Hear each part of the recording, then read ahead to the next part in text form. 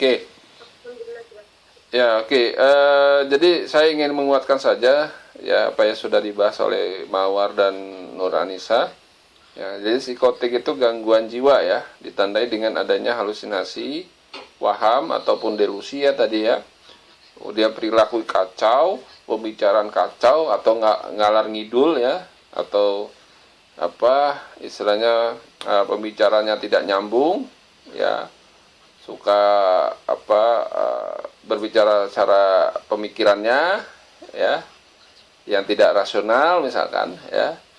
Nah, ini umumnya disertai dengan tilikan yang buruk. Nah, maksudnya tilikan yang buruk ini itu ya pengalaman. Jadi sejenis pengalaman ya, jenis pengalaman yang buruk ya. Pengalaman masa lalu yang buruk ya. Penderita tidak bisa membedakan mana ya yang nyata dan mana yang tidak nyata. Nah, kayak orang yang putus cinta sajalah gitu. Ya, ada orang yang menjalin pacaran sampai 9 tahun tiba-tiba tidak berjodoh, putus, dia depresi. Nah, dia psikotik misalkan. Nah, karena apa? Karena dia apa ya, terlalu kalau dibilang orang terlalu posesif ya, itu makanya kalau orang posesif dia akan lebih rentan mengalami gangguan psikotik ya, akan lebih rentan mengalami gangguan psikotik ya kalau orang posesif ya. Nah, jadi kalau pacaran ya sewajarnya aja, jangan terlalu sayang, jangan terlalu cinte gitu ya. Nah, itu ya, jadi kalau misalkan kalian putus ya tidak ada apa ya, tidak ada hal yang disesali gitu ya. Nah, biasanya gitu kalau yang posesif ya, itu dia akan lebih cenderung ke apa psikosis ya.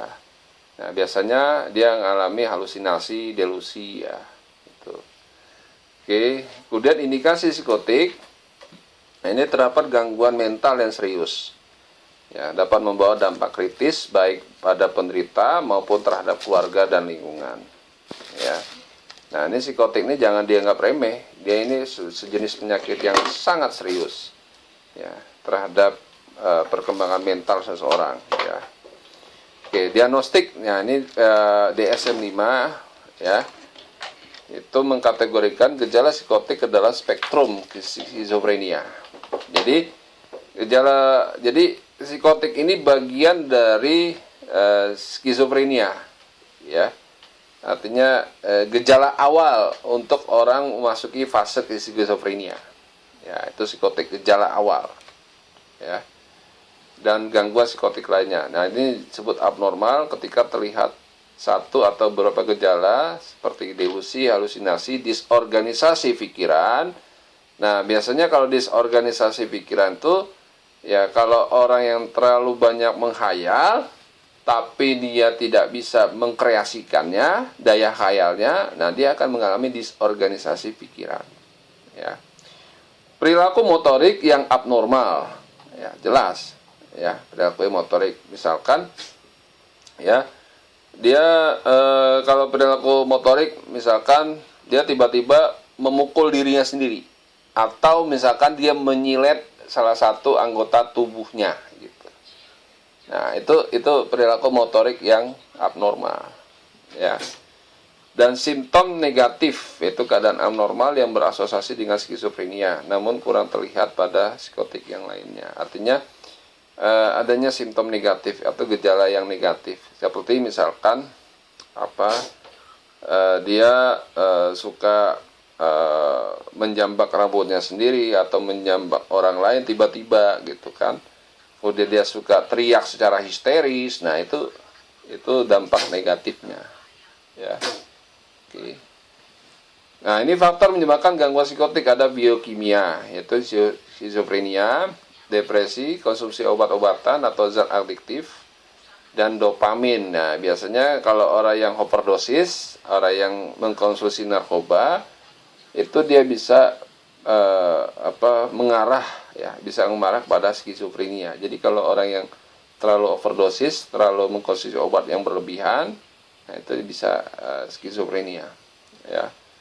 Oke, ya, mau pasal biar penting di otak, memiliki banyak fungsi, ya. Jadi ini asosiasi dengan mood. Jadi kalau misalkan orang yang semakin banyak meminum atau mengkonsumsi obat-obat secara berlebihan, ya, kayak obat tidur, ya. Nah, kalau obat tidur itu nggak boleh berlebihan, ya. Sewajarnya aja. Kalau misalkan orang yang sulit tidur minum obat tidur misalkan, nggak apa-apa, itu, ya.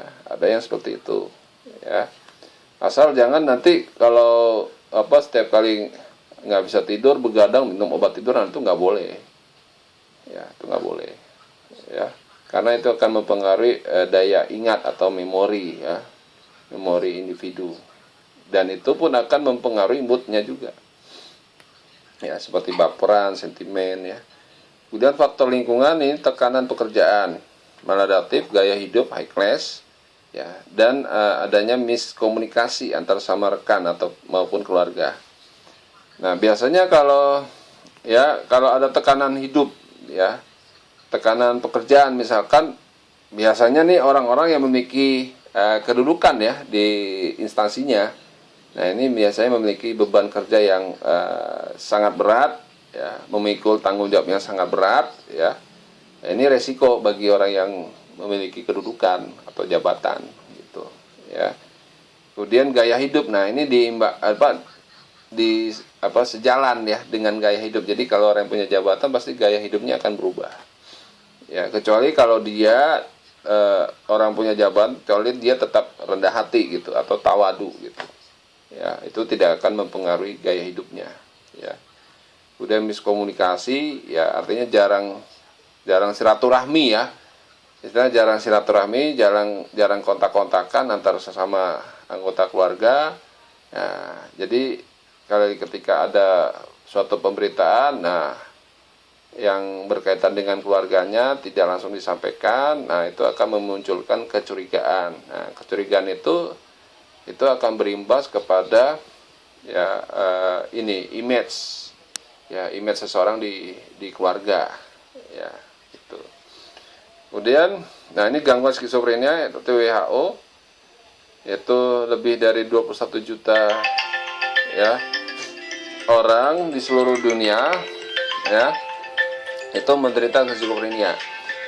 Jadi penderita skizofrenia itu beresiko 2-3 kali lebih tinggi mengalami kematian di usia muda, ya. Ini penderita skizofrenia diketahui juga menderita gangguan mental seperti narkoba, depresi, dan kecemasan yang akut, ya. Nah, hasil skizofrenia itu atas dasar riset kesehatan dasar, yaitu tahun 2013, peringkat 1-2, itu tiap 1000 penduduk Indonesia itu mengalami gangguan jiwa berat. Yaitu tahun 2013, itu data yang sudah istilahnya ya sudah terjadi 8 tahun yang lalu, ya. Mungkin sekarang meningkat, ya, datanya, ya. Oke. Biasanya hampir 15% dari penderitanya itu mengalami pemasungan. Nah, itu kan banyak sekali, ya, di wilayah-wilayah daerah terpencil itu kalau orang gangguan jiwa tuh langsung dipasung gitu, ya, baik itu di kandang ayam, di kandang kerbau, dan sebagainya, ya. Oke, kemudian kategori usia penderita. Nah, skizofrenia ini penyakit mental serius, ya. Disebabkan adanya konsentrasi neurotransmitter otak, perubahan reseptor sel-sel otak, dan kelainan otak struktural, serta tekanan psikologis. Nah, biasanya istilahnya ibu hamil, ya, yang mengalami baby blues itu kalau dia tidak tertangani dengan baik, dia bisa mengalami skizofrenia, ya, karena adanya tekanan psikologis. Artinya tekanan psikologis ini dia belum siap mentalnya, ya, yang berganti peran, yang tadinya dia remaja, ya, terus dewasa awal, kemudian tiba-tiba dia jadi ibu gitu. Nah, ini bisa juga, ya, menyebabkan orang itu skizofrenia. Orang bisa menderita skizofrenia berbagai tahapan usia. Gejala penyakitnya ini biasanya muncul dalam rentang usia 20-30 tahun. Nah, ini perlu diwaspadai, ya, rekan-rekan mahasiswa. Ya, jadi kalau ada masalah langsung ceritakan kepada keluarganya, ya jangan dipendam gitu ya. Kalau dipendam nanti akan imbasnya kepada diri sendiri ya. Tingkat kekabuannya sangat tinggi jika tidak dilakukan tindakan pengobatan dan perawatan yang tepat. Nah, individu yang lebih rentan itu terhadap skizofrenia itu memiliki riwayat turunan. Nah, skizofrenia mungkin tetangga Ilham mungkin punya turunan ya, punya family yang pernah mengalami hal itu ya. Nah, jadi hati-hati nih bagi rekan-rekan dalam memilih. Nah, dalam memilih jodoh ya, dilihat dulu ada nggak sanak familinya mengalami hal ini gitu. Nanti imbasnya bisa juga menurunkan pada anaknya nanti ya. Nah, jadi dia punya riwayat turunan ya. Mereka terjangkit virus ya saat berada dalam kandung. Nah, ini ya. Jadi bisa juga ya.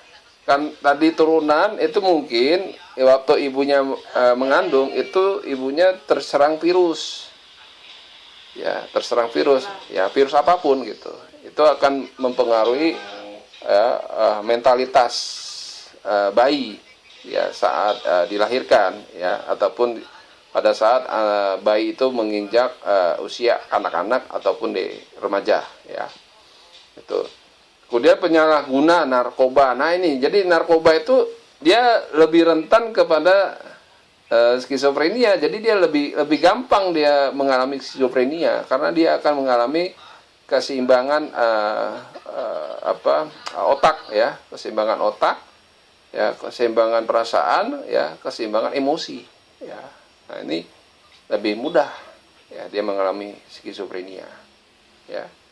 Baik itu pengedar, baik itu bandar maupun pemakai ya.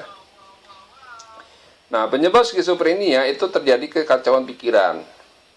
Ya, jadi kayak ada biasanya kekacauan pikiran ini timbul akibat adanya kecemasan. Jadi cemas yang berlebihan. Ya, kalau contohnya misalkan ketika Anda ingin ujian ya, ujian skripsi. Nanti pasti ada dalam benak Anda itu, wah nanti saya diuji sama dosen killer misalkan, saya nanti dipersulit. Nah itu akan muncul itu kekacauan pikiran itu kalau tidak diimbangi dengan doa ya. Kalau tidak diimbangi doa dan adanya sikap tawakal misalkan ya. Nah, itu ya kekacauan pikiran ya. Apalagi kalau orang posesif, nah itu lebih mudah sekali pikirannya kacau. Ya, apalagi kalau misalkan orang posesif ya, biasanya kalau dia pada saat menikah istrinya dilarang kerja, posesif takut dirayu sama laki-laki lain atau takut tergoda oleh pria lain misalkan.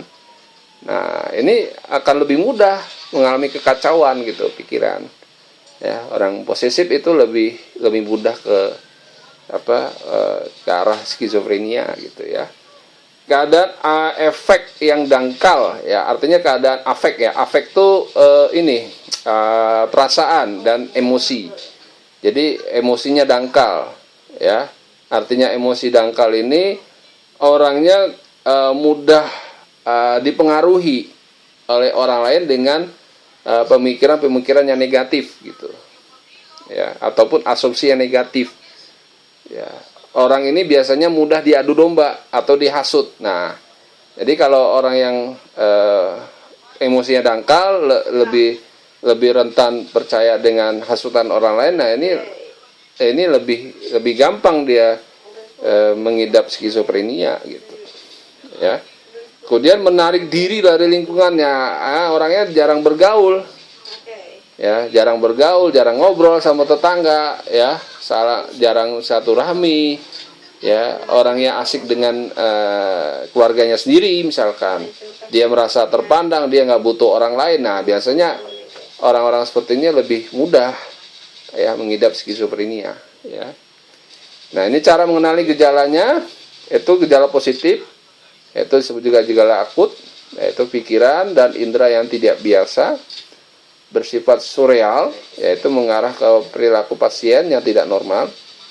Ya, contohnya tadi delusi, ya, halusinasi dan gangguan pemikiran atau disorganisasi pikiran, ya, gitu. Gejala negatif itu disebut juga gejala kronis, yaitu lebih sulit untuk dikenali daripada gejala positif. Ya. Nah, biasanya ini menjadi lebih jelas setelah berkembang menjadi gejala positif. Contohnya misalkan tadi orang yang menarik diri. Ya, orang yang menarik diri dari pergaulan lingkungan. Nah, itu termasuk dari gejala negatif. Ya, gitu, ya. Kemudian kurangnya motivasi hidup, ya. Berpikir lamban. Ya, artinya berpikir lamban ini dia penuh dengan keraguan dalam mengambil keputusan. Nah, ini bisa potensi mengidap skizofrenia, ya. Kemudian bergerak lambat. Nah, ini, ya, gerakannya lambat, ya, tidak cekatan dan segala macam, ya. Kemudian ekspresi wajah dan datar, artinya emosinya datar. Ya, emosi datar artinya datar ini orangnya itu lebih cenderung tidak peka terhadap lingkungan. Ya, dia masa bodoh, mau lingkungannya damai atau rusuh dia cuek saja, ya. Nah, ekspresi wajahnya ya cenderung datar, jadi tidak ada rasa empati, tidak ada rasa simpatik terhadap orang lain, misalkan, ya. Oke. Nah, diagnosis skizofrenia itu pertama evaluasi psikologis, yaitu melalui percakapan, kuesioner. Nah, ini dokter bisa memahami dengan analisis gejala pasien, jadi mendiagnosis apakah pasien ini menderita skizofrenia atau penyakit mental lainnya. Nah, ini bisa dibagi menjadi paranoid, katatonik, tidak terorganisir, dan residual. Nah, kalau paranoid, ya, dia biasanya parno, ya, kayak fobia, ya, kayak orang fobia. Ya, orang fobia tuh kalau dia tidak terkendalikan, dia bisa ke arah paranoid, ya. Nah, kalau katatonik, dia biasanya yaitu dipengaruhi oleh sama tindakan anarkisnya. Jadi dia suka menyerang orang lain, gitu, ya, ataupun dia suka menyakiti diri sendiri. Ya, itu katatonik, kayak orang menyilet lidah, menyilet kuping, ya, ataupun dia suka agresif ke orang lain. Nah, itu katatonik, ya. Kemudian tidak terorganisir, artinya pikirannya kacau, ya. Residual artinya dia tidak memiliki semangat hidup, ya. Ya, dia akan mengalami instabilitas emosional, ya. Tuh. Analisis sampel darahnya itu melalui tomografi computerized atau MRI, ya, citra resonansi magnetic resonance, ya. Ini bisa membantu menyingkirkan diagnosis gangguan fisik yang menyebabkan gejala yang menyerupai skizofrenia. Ya. Oke, di sini ada terapi mengalami gangguan pribadian, psikotik, dan skizofrenia, ya. Yang pertama dengan medikasi, yaitu terapi obatan antipsikotik, rehabilitasi psikososial, yaitu mengajak pasien untuk berinteraksi dengan sama pasien di lingkungan rumah sakit. Nah, ini sebagai salah satu cara, ya, sebagai satu cara untuk minimalisir, ya, disorganisasi pikiran, ya. Kemudian psikoterapi ini biasanya melalui konseling, ya. Konseling tadi pendekatan spiritual, ya, menumbuhkan kepercayaan dirinya lagi, ya. Intervensi keluarga, ya, harus ada campur tangan keluarga, ya, harus ada keberpihakan keluarga terhadap klien, ya. Kemudian psikoedukasi, ya, ini mengurangi tingkat elektrolit, ya, artinya tingkat pemicu, ya, pemicu atau agresif pada orang skizofrenia. Nah, ini maksudnya tingkat ya. Kemudian meningkatkan keterampilan komunikasi, ya, agar memperkecil peluang, ya, para penyandang psikotik, ya, mengalami kekambuhan, ya. Tujuannya menciptakan lingkungan rumah yang stabil dan kondusif. Nah, biasanya kalau orang kayak korban perceraian itu lebih mudah dia mengalami psikotik, ya, mengalami psikotik, kayak orang tua yang bercerai tapi dia dijauhi atau tidak dirangkul, ya. Nah, itu akan lebih mudah mengalami psikotik, ya, itu ataupun skizofrenia, ya. Oke, sampai sini ada pertanyaan?